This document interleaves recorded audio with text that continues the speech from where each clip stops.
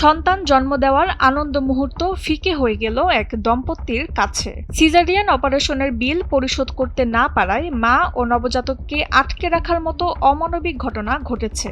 এমনকি টাকা আদায়ের জন্য নবজাতককে বিক্রির চাপ দেওয়ার অভিযোগ উঠেছে খোদ চিকিৎসকের বিরুদ্ধেই। টাকা ম্যানেজ করার জন্য আমার সামনে যাইতে দেয় না এরা। তারপরে আমি এখন বাস্তা নিয়ে এরা বলতেছে টাকা নাই, বাস্তা বিক্রি করি, আমাদেরকে টাকা দিয়ে এখান থেকে দিয়েছে। এখন বলতেছে তাড়াতাড়ি এইখানে সবাইকে ডাকতেছে, পুলিশ সাংবাদিক সবাইকে ডাকতেছে, তোরা বাটপার মহিলা টাকা এখান থেকে দিয়া তারপর যা, তাড়াতাড়ি রিলিজ হয়ে যায়। এখানে কি তোর বাপের ইয়া? ঘটনাটি ঘটেছে নীলফামারীর ডোমার উপজেলার মমতা ক্লিনিক অ্যান্ড ডায়াগনস্টিক সেন্টারে। অভিযোগ উঠেছে কৃষক রাকিবুল হাসানের স্ত্রী হাবিবা সুলতানের অপারেশনের পর ক্লিনিক কর্তৃপক্ষ 22,000 টাকা দাবি করে। পরিবারটি টাকা জোগাড় করতে ব্যর্থ হলে তাদের আটকে রেখে নবজাতককে বিক্রি করার জন্য দফায় দফায় চাপ দিতে থাকেন চিকিৎসক ডক্টর ফারজানা আফরিন।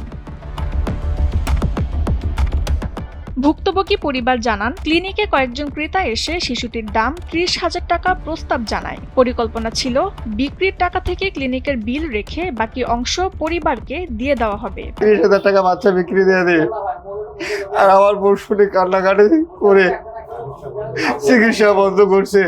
আমার কাছে কোনো টাকা পয়সা নাই, তাহলে বাচ্চা ঘাটে দিয়ে আমরা 2টা মানুষ সুইসাইড করবো, তাছাড়া আমাদের আর কোনো পথ নাই। তবে এই অভিযোগ অস্বীকার করেছেন অভিযুক্ত চিকিৎসক ডক্টর ফারজানা। আমি রুগীকে সেভ করলাম, বাচ্চা সেভ করলাম, এখন রুগী যাওয়ার সময় এখন আমাকে উল্টা ব্লেম দিচ্ছে, অথচ আমি জাস্ট এটাই বলছি যে তোমরা টাকা দিয়ে চলে যাবা। আমি সেটাই তো কথা, সব রুগী আসতেছে যাবে, তুমি সেভাবে চলে যাবা। ঘটনা জানাজানি হলে উপজেলা প্রশাসন ও স্বাস্থ্য বিভাগ সেখানে অভিযান চালায়। তদন্তে অভিযোগের সত্যতা পাওয়ায় এবং নানা অনিয়মের কারণে ক্লিনিকটিকে জরিমানা করেন উপজেলা নির্বাহী কর্মকর্তা।